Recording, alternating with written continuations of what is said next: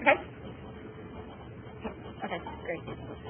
So, well, thanks so much for inviting me to be part of this meeting. I'm happy to be presenting on what we call the Adaptation for Conservation Project, or ACT framework. And I think this is it's a good time to segue between, as John laid out sort of the agenda for today, we're at that transition from thinking about what the impacts are going to be of climate change or other land use changes like Matt and John spoke about, to thinking about so what do we do about it? So we see these changes, we're starting to understand them, or at least wrap our heads around them a little bit. What does that mean for our work?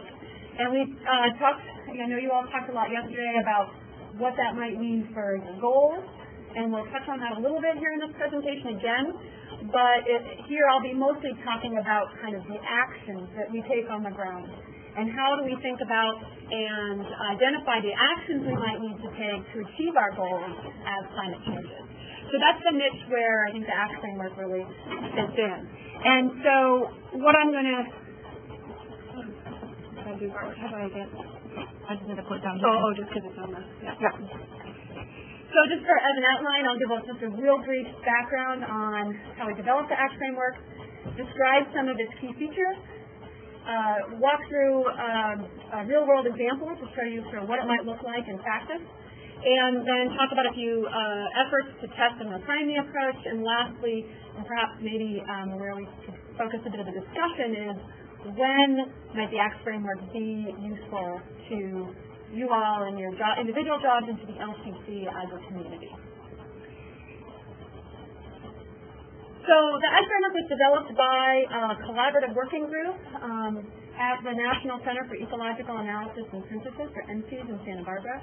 It involved folks from academia, some government agencies, and some conservation NGOs who felt that we needed, at the time when we pulled it together, we started this working group in, I think it was about 2007. And at the time we felt there was a real need for some tools and frameworks to help managers get started. And we wanted to develop a participatory and iterative framework for generating place-based adaptation strategies. So I'm going to say a little more about what I mean by participatory, what I mean by iterative, and what I mean by place-based adaptation strategies first before diving into the approach itself.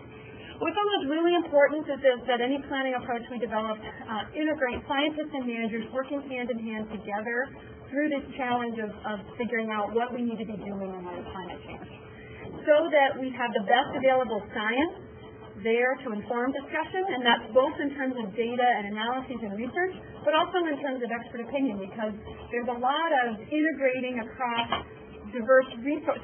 So Don pointed out a great example. When you have all these different kinds of models that are out there, they're all taking slightly different approaches to looking at the question.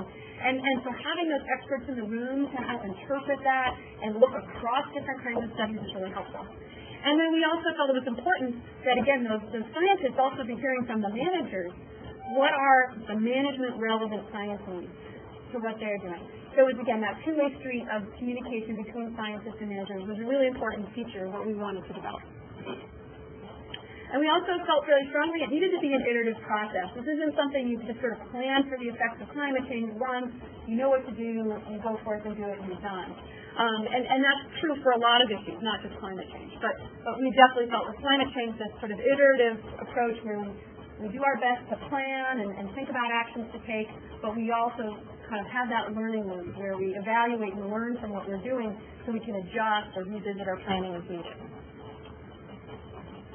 And what we meant by place-based adaptation strategies, again, is getting at the what to do on the ground in terms of actions that will help enable species or systems to better cope with or respond to or transform as climate changes.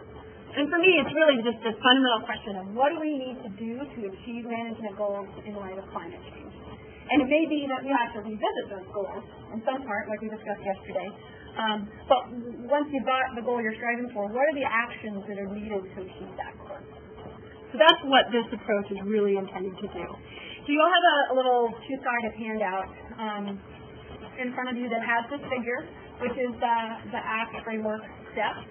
And you'll see it's kind of circular for some reason, and I tried to go clockwise, but for some reason counterclockwise is really much better for me. And then the figure I showed before, it's this kind of cycle of planning and implementing and evaluating and revising. And rather than going through each step in painstaking detail right now, I'm just going to highlight mostly the planning phase of the process.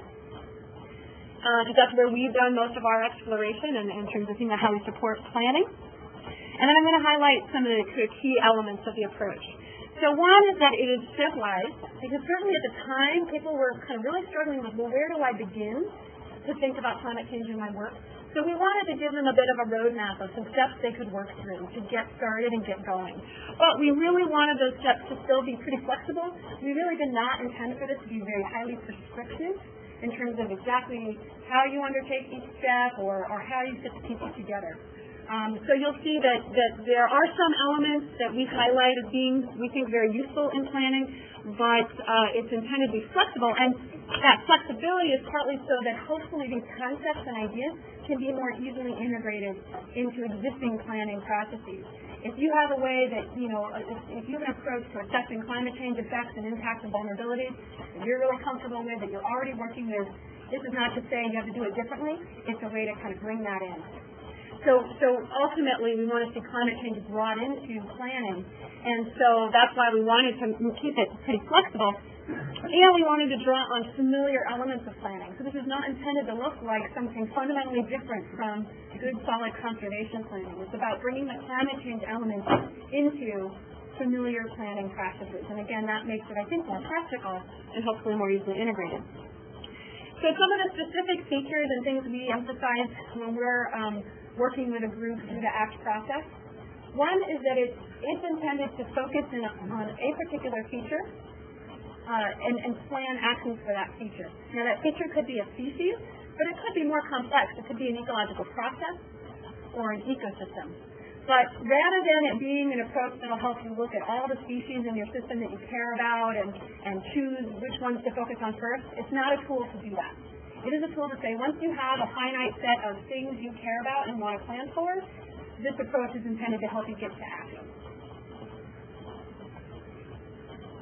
We really like using conceptual models, and I'll show some examples in a minute, and I'll expand a little more on why we find the graphical depictions of key drivers that influence your target and how climate fits in. That's sort of an element that we use quite strongly in our workshops. And so I'll say a little more about what I mean by that, but that's one feature that I think is somewhat indicative of our approach. And then we encourage the use of looking at multiple plausible future scenarios. Eric is going to be talking in a lot more detail about scenario planning later this afternoon as a way to deal with uncertainty. I'm not going to say a whole lot about those aspects of the approach here, but it is something that we think is really important, that it's not just about what's sort of most likely going to happen or planning for one particular outcome, but really explicitly trying to bring in multiple plausible futures. And then this step here of kind of looking at what are the ways that we intervene in the system today, or we could intervene, and that's the sort of way we brainstorm what actions might we take to achieve our goals in light of climate change. And again, I'll show some examples of what I mean by that in a minute. We have this sort of feedback loop of consider whether you need to revise your goal. It's depicted as being something you might do right around in this part of the process where you brainstorm potential management actions.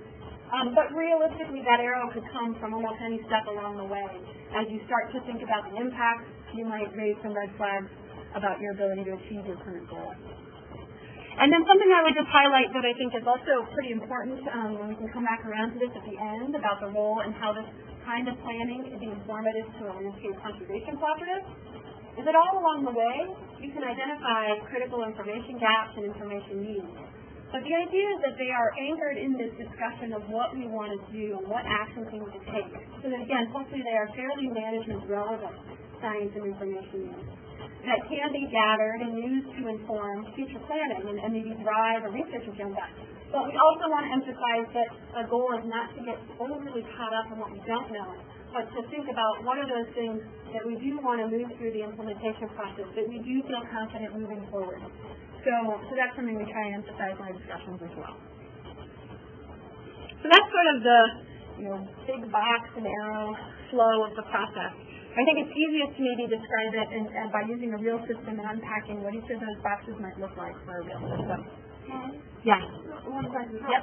I think this is great. The only question I have is, couldn't we, at the step 1 level, kind of knowing what we know and where we are, think about climate change in that definition or defining our management goal? At that point, think about it, and I understand we may go through scenario planning and that, and then revise it later, but and I know you're not saying you don't consider it, but at what level do you consider it step 1? So it often comes in right away. So if we're running a workshop and we come in knowing we're going to plan for the Mexican spotted owl in Arizona, and we sort of say, okay, well, let's define what our current management goal is. Even as folks are articulating it, knowing something about climate change impacts and vulnerability, they're often already red flagging issues with the current goal. And sometimes they can't necessarily answer how it should look different or not, but they're flagging, well, you know, in perpetuity, that might be something we're going to have to revisit. And then as we go through the process, you might hone what that language should be instead. But it does. It often comes in at the very early on. Depends probably on how familiar you already are with some of the impacts and vulnerabilities based on your system, whether you're already thinking ahead to whether that goal can be appropriate or not. But it can. So yeah, I've actually tried to putting this arrow in multiple places. It's a little messy, but you're right. So trying to unpack these steps for a real-world system, and this is a real-world system, although the material I'm going to show in the next couple slides is not from an actual planning effort with diverse scientists. It actually comes from our earliest, just the group that developed the ACT framework, just trying to see, like, does it pass the last test with us? Does it make sense to us internally? Although we were able to kind of gut check a lot of what we did in this process, because actually when Christmas was at Montana Fish, Wildlife, and Parks, he actually gave us the very first opportunity to work with managers through a planning process to the very early stages of this kind of planning approach, and for the Yellowstone River. So we have done planning with managers for the Yellowstone River, but I'm going to show you a little bit more of an idealized depiction of some of the results, just for the sake of clarity in this presentation. So what we chose as our feature was Yellowstone River flows. So specifically the flows, it's an ecological process. And then we had to define what the management goal was that we were trying to consider in this planning process. And, there's a lot of reasons. Flows, we often don't have goals for flows for the sake of flows. Usually it's for the sake of something else that relies on those flows. So maybe your goal could be about provision of water for downstream users, or a variety of different specific water users. Or it could be for maintaining flows for fish and aquatic species that directly depend on the water system. Or it could be maybe about the riparian vegetation that relies on that water source. What we chose for the sake of this planning exercise was to maintain flows for Yellowstone cutthroat trout. So very similar to the discussion about West Slope cutthroat trout that you all had yesterday. Very similar species, cold water, native trout, that is facing, pressure from invasive species, both competition as well as predation. It needs cold water. It needs sufficient flows for connections between the main stem and tributaries. It needs a peaked hydrograph in the springtime, which is part of helping it maintain some separation with the invasive species. So those are sort of define the qualities of flows that we're trying to manage for in light of climate change.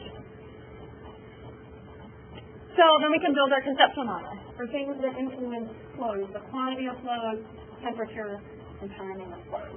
So what might be some things you might, and so when I say conceptual model, what I'm looking for are some of the direct drivers or stressors or influences on flows, and indirect drivers. So what are the things that drive river flows? So what would be some things you might expect to see on the conceptual model? Snowmelt, and quantity and timing of snowmelt would be on there.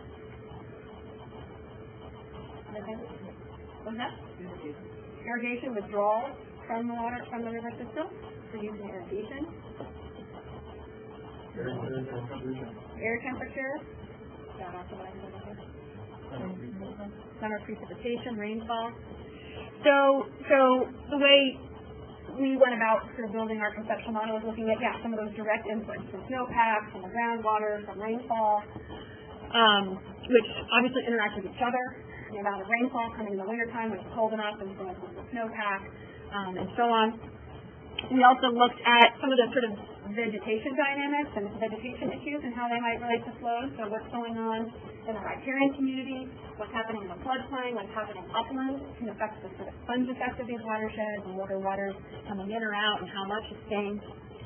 We can also then look at those human interactions. What are humans doing to the system that directly influence flow quantity or temperature or timing? And then some other kind of ecological factors. How are beaver influencing riparian vegetation or directly influencing flow? About grazing practices or forest management practices. So, again, trying to get some of the key drivers out here on the table. And then ultimately, with this being a particularly climate-driven focused effort, looking at all the direct and indirect ways that the climate variables might influence the system. Now, when we actually did this, it looked a lot more complicated, as you can imagine. So I'm simplifying things a little bit here just for depiction. And there's a balance. When you're going through this sort of participatory collaborative process, you want it to be clear enough that you can make sense of it. It's a little hard to make sense of that. But you also don't want to overly simplify the system if you know there are really important complexities that need to be part of your discussion. So it's always a balance. So a little bit of kind of why I think this step is really helpful. One, again, we're talking about participatory process where you have scientists and managers of various disciplines and backgrounds and perspectives on the system. It helps to lay out transparently some of our assumptions about these key drivers. So I think it's a useful tool in the participatory process. And then it's also, again, where you look at what are some of the direct ways that climate might influence flows, but also some of these more indirect pathways, some of which may be more front and center in your mind when you're thinking about climate change impacts, some of the more direct effects, but we want to keep in mind some of these other more peripheral effects as well. And it also allows us to be looking at what we know are some of the current stressors and other kind of landscape drivers in the system and how that fits in with the climate picture. So it starts to bring those pieces together. It's not just about climate. And then it's also helpful when we move to the step of assessing the impacts of climate change, because we can then sort of in our minds calculate the diagram of the change in temperature and precipitation and think about the different pathways that it might filter through to impact our target. So we actually do this sometimes in our workshops on a whiteboard, when we'll have this conceptual model up there. We will even start with a straw man and add to it a little bit during the workshop, and then we actually can use it as a shorthand note for some of our discussions about impacts. Well, if we think we're going to have a warmer and drier climate, that's likely to decrease snowpack, which will decrease snowpack influx system flows. And we think that a decrease in snowpack also then affects groundwater, but maybe we don't know exactly what those connections are in the system we're talking about. We think that changing climate is going to have a change on the forest type and structure. Well, we don't know, there's uncertainty in knowing exactly what the future forest is going to look like, which means there's uncertainty in knowing how that can filter down to affect the change. So the idea in this step, again, is to look at all these different kinds of pathways, some of which will have some information to draw on, some of which may be more hypothetical, some of which may be very highly uncertain or no information is available. But the idea is to kind of put what we know out on the table about some of these key pathways. And then, to the best of our ability, say, given that information, what do we think might be the net impact on our target?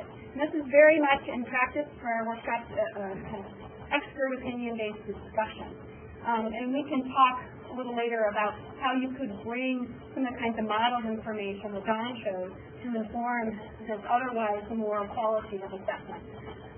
But in a lot of our workshops to date, it's been a fairly qualitative assessment along these lines.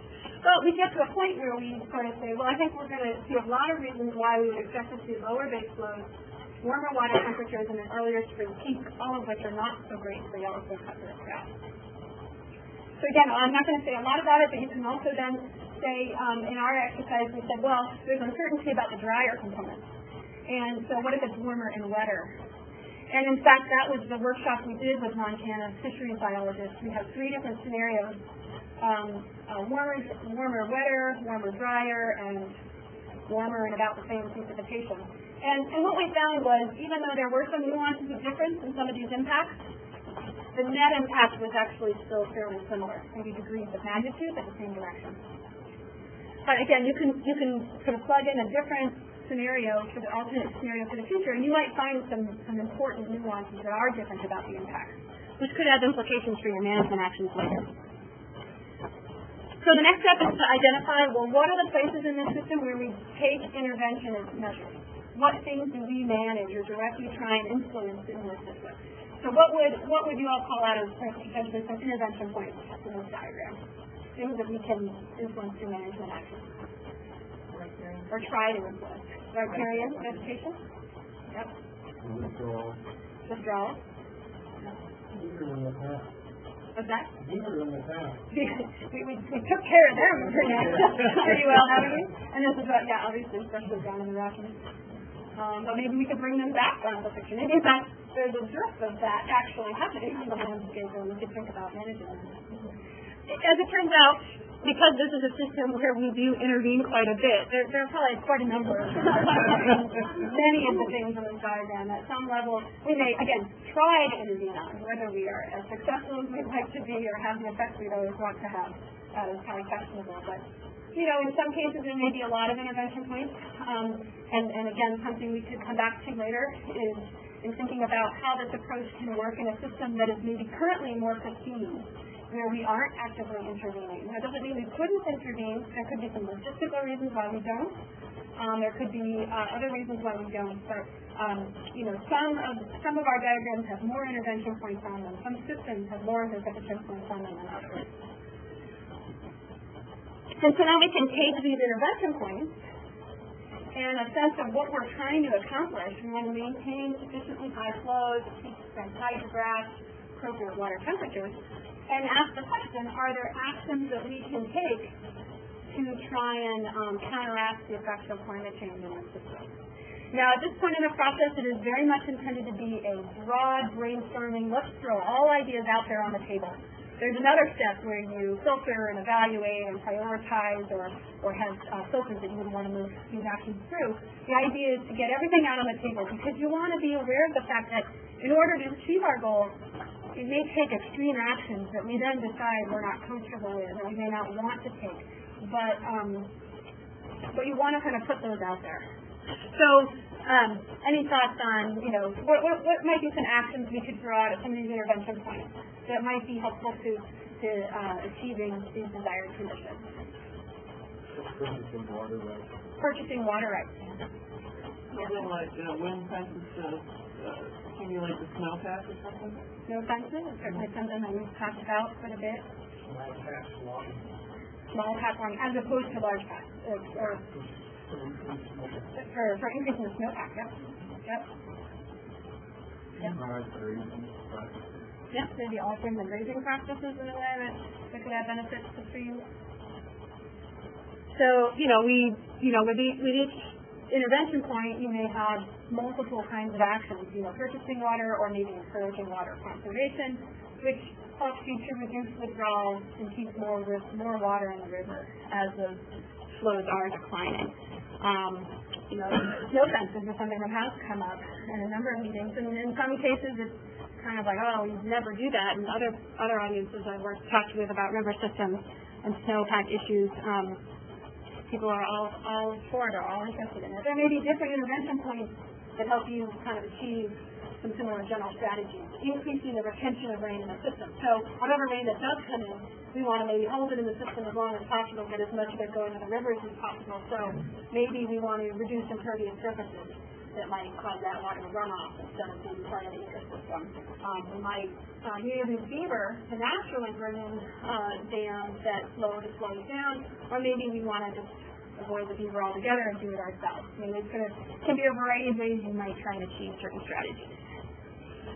And then a variety of ways that we might address sort of riparian vegetation and the value that they bring in shading temperature. So again, the idea, get all the ideas out there on the table. Some of them may not be desirable, some of them may not be feasible, but at this point we want to kind of try and have as broad a brainstorming as possible since that filtering happens later. Again, oh yeah, sorry, go ahead. Yeah. How often do you find that some of the actions are contradicting the negotiation of the So something might help maintain appropriate water temperature, but it is bad for. Right. And there's some concerns about whether beaver do that too, especially behind their dams, warm up water temperatures more. So that would come in more in the sort of filtering and evaluation part of the process. I mean, we might decide in this stage of putting ideas out on the table, you want to like red flag those things, or you may decide to take them off the table. But again, I sort of like this step to be putting as many ideas out on the table, and then that can come more in a filtering process later. Now, I'm not going to say a whole lot about this sort of filtering process, the step of prioritizing actions in our diagram, but we could come back and discuss that more. Most of the work we've done to date has been kind of exploratory in this sense, of just saying what kinds of things might be considered quote-unquote adaptation actions in this system, actions we might consider taking to achieve our goal in light of this kind of impact. For a variety of reasons, which I could go into in more detail if you're interested, we haven't, in these workshops, gone to the step of prioritizing so much, and that's partly because of lots of different agencies involved, and people aren't necessarily coming to the table to these workshops ready to decide together. A lot of these have been pretty early on in the process of exploring adaptation actions. So we can talk a little more about that. I think your comment on, I think that would come in the filtering process. Looking for actions that are maybe now, would be bad to achieve your main goal. There are also maybe actions that would be bad for other systems or features or species or issues that you also care about, be they ecological or social or economic. So you can bring those in during the filtering process. So again, even if you were able to take all these actions, or you felt that there were a set of actions you could take to achieve your goals, even if you're able to take them all, you may not be able to kind of achieve your currently stated goals, which, again, if we go back to some of those statements about the West Slope cutthroat crab, again, a very similar species, maybe we're not going to be able to achieve it across their entire historic range in Idaho, or in this case, even Montana. And so maybe we think we can still maintain flows for yellowfin cutthroat trout, just not everywhere where we might be trying to do it today. And so that raises questions about, well, how do we know where these places are that are most likely to stay closest for longest? And that raises a set of, again, research questions that can help you target where you're going to focus your actions. So that's sort of the end of the kind of real-world example I was going to show. I have a few slides showing you kind of the range of places and systems where we've done this, and some of the, again, they're kind of maybe a characterization of when I think this approach may be most useful. But I thought maybe I'd pause here to ask about, see if there's questions about the steps of the process. So you would do this then for all of the stressors that are impacting the species, and you go through the same process for all of them?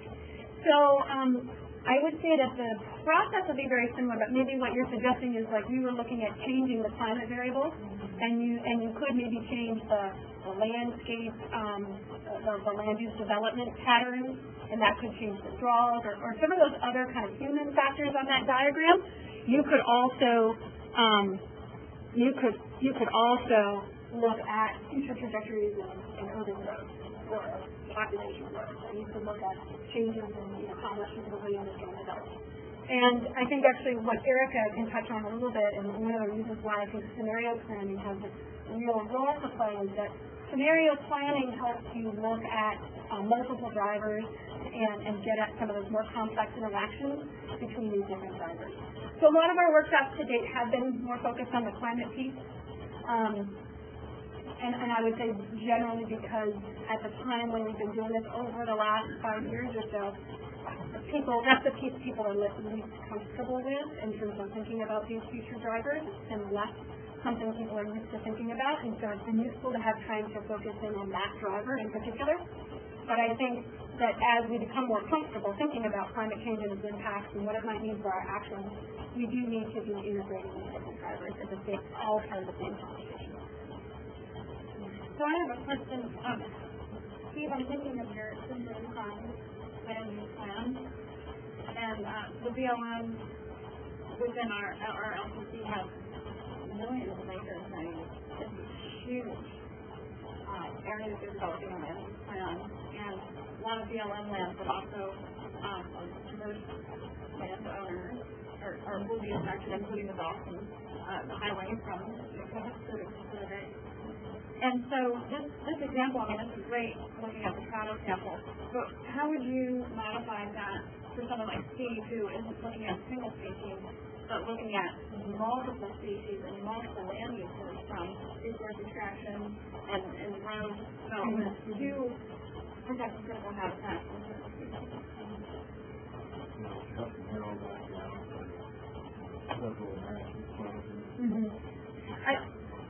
I think so. I mean, I think for this approach to fit into that framework, I think we would want to hone in on a finite set. Exactly how many that is, it sort of depends on how much time we have available. The general idea, I mean, because obviously, I mean, we go into this knowing that we don't only care about Yellowstone cutthroat trout, or we don't only care about flows, river flows in the system. We care about a lot more. And so, there's a couple of things, and this is a little bit uncharted territory in terms of actually demonstrating how you can go through this planning process and use it to build up towards a much more complex plan. But I think the idea is that you can do this for a handful of features that you care about, and then start looking across those features and looking at the actions and say, are there some actions that are going to be beneficial to multiple things you care about in your system? Are there some actions that could be, negative for some of those other things that you care about, and they apply those?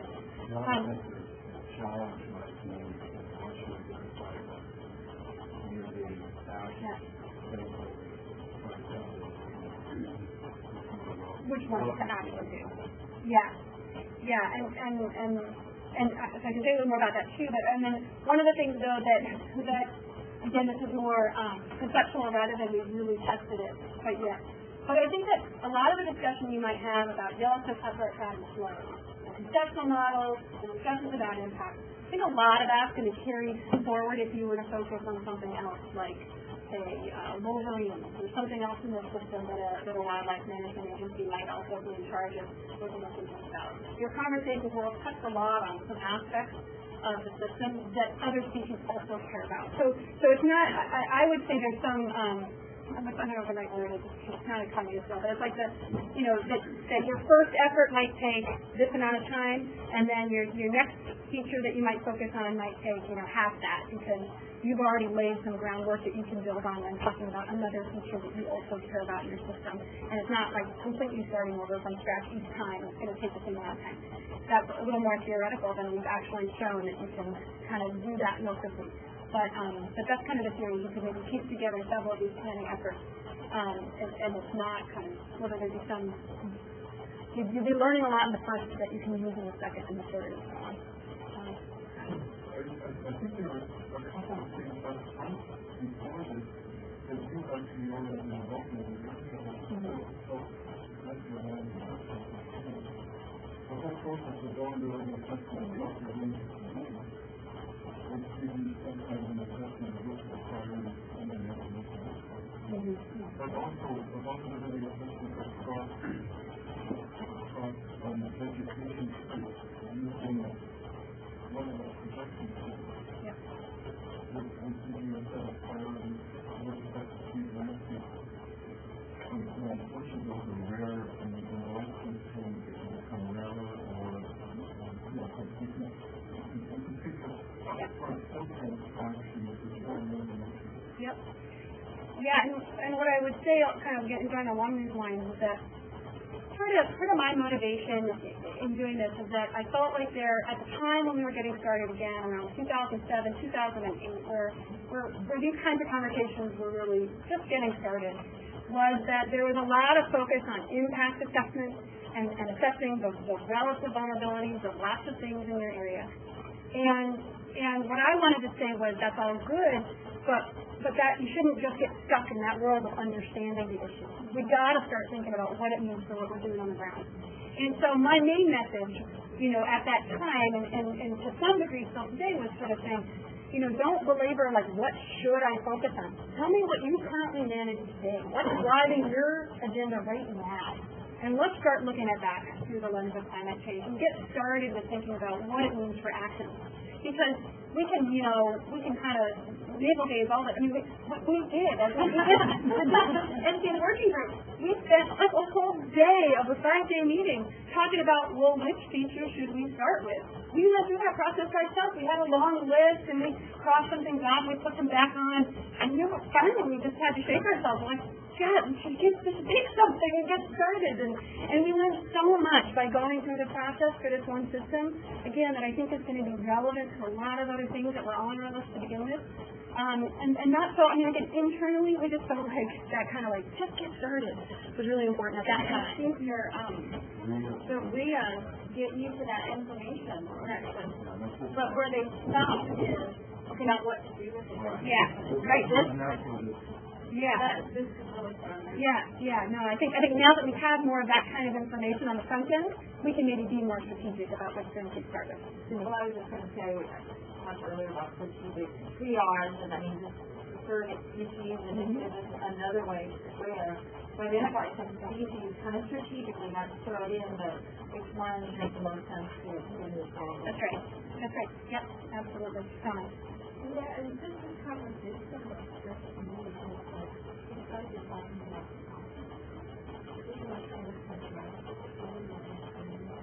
and I love it, it often reminds me of the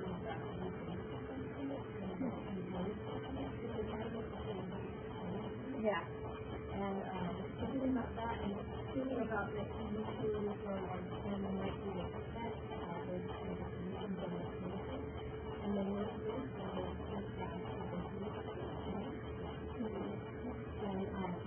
and that can do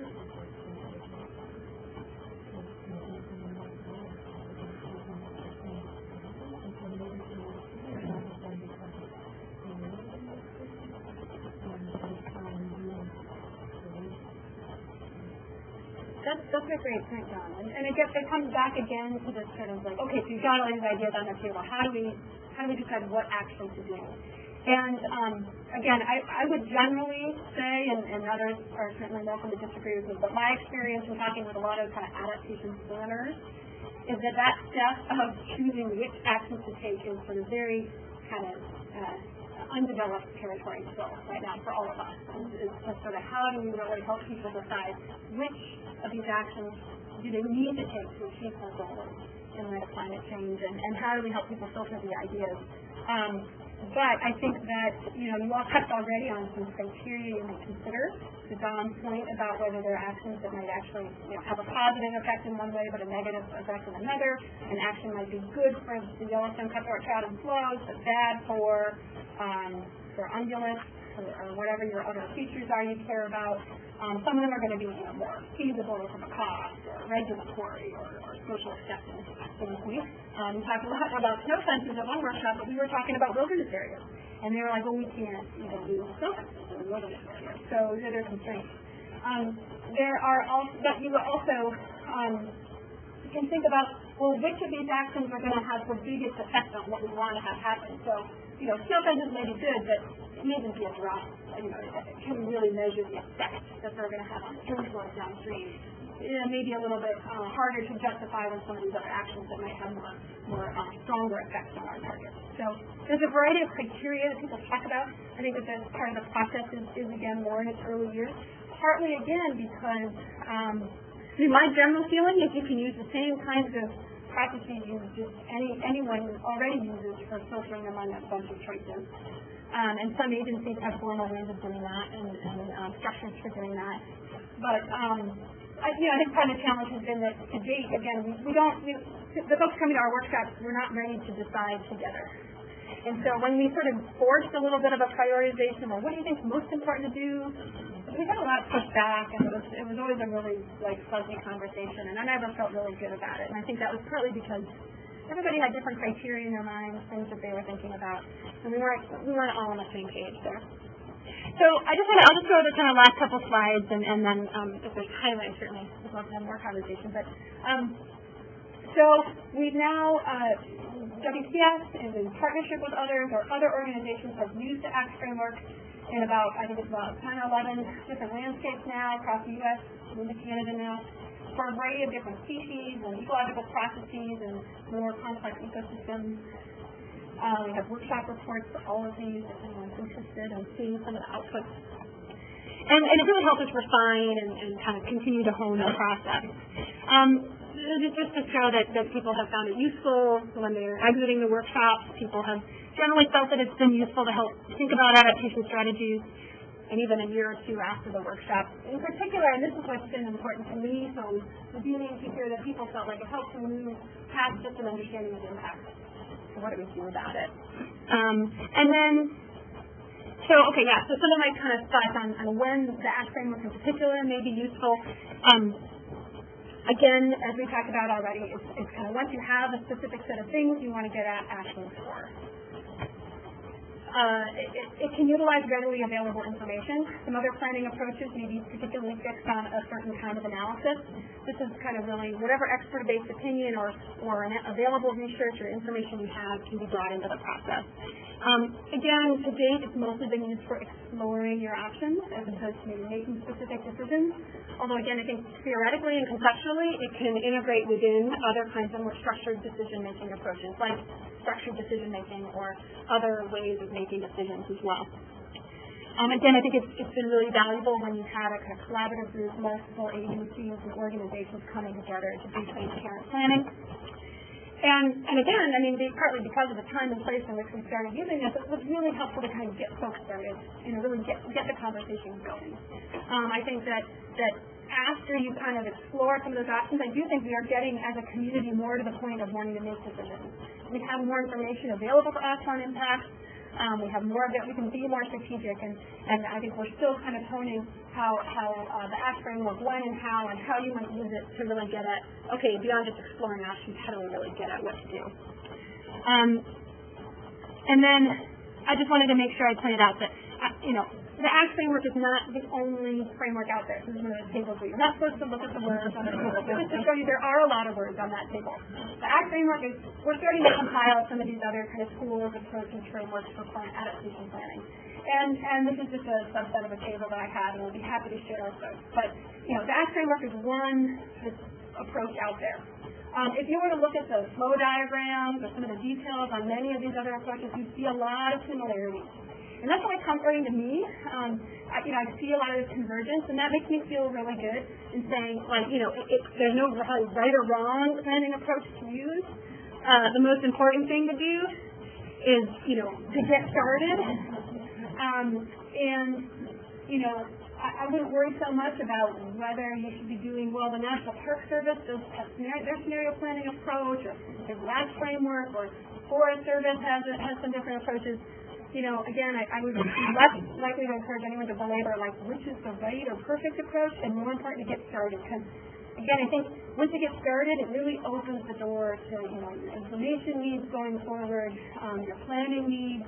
Does it need to be a spatially explicit analysis or not? And getting started helps you figure that step out. And again, I think what I would suggest is what I like about the way we've done the ACT process is that it can be kind of a rapid getting started. And it might lead you to some of these more maybe involved and more complex approaches. But our workshops are usually 2 days long, and I think really helps advance people's thinking in terms of what adaptation options might look like for some real systems.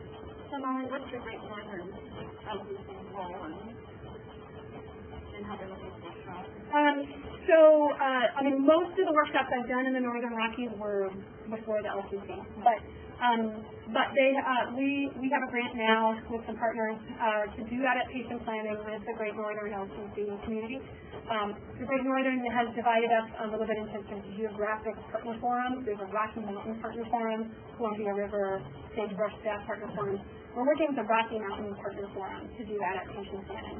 And we're utilizing some of the concepts in the ACT planning framework, but we're also partnering with some others that do other approaches on this table, so we're also kind of hybridizing a lot of our approaches.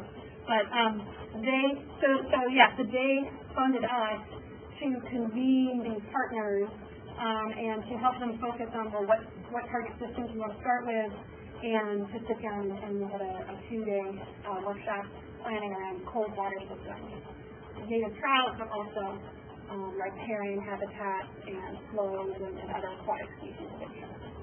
So they're helping to support some of this kind of planning.